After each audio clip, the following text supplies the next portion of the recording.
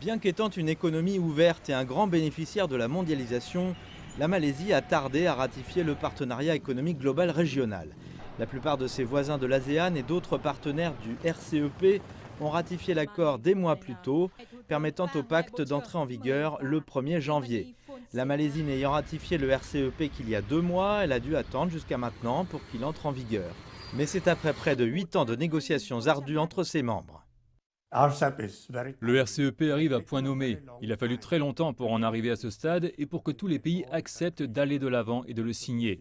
Et je pense que c'est une grande réussite. Je pense que le RCEP apportera d'énormes avantages et un énorme potentiel.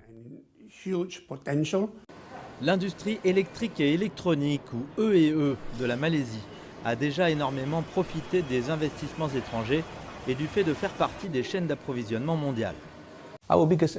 Notre plus grand poste d'exportation est le EE. Donc le plus grand bénéfice serait le secteur EE venant de l'investissement et du commerce. Il y aura plus de commerce dans les composants électriques et électroniques. Le second est essentiellement les PME, en particulier le commerce électronique.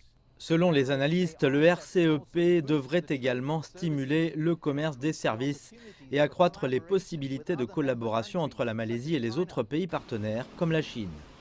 Le RCEP comporte un chapitre spécifique visant à garantir que les petites entreprises en bénéficieront. Je pense que les PME seront en fait capables de pivoter sur certains de ces domaines de manière plus rapide, simplement en raison de l'agilité du mouvement. Et je pense que nous avons déjà fait beaucoup d'échanges entre ces pays. En réduisant les droits de douane, en rationalisant et en uniformisant les règles et en stimulant les chaînes d'approvisionnement, le RCEP devrait apporter des avantages significatifs aux produits à base de matières premières, l'un des principaux moteurs de l'économie malaisienne. Tout cela tombe à point nommé alors que le pays cherche à retrouver une assise économique solide à la suite de la pandémie.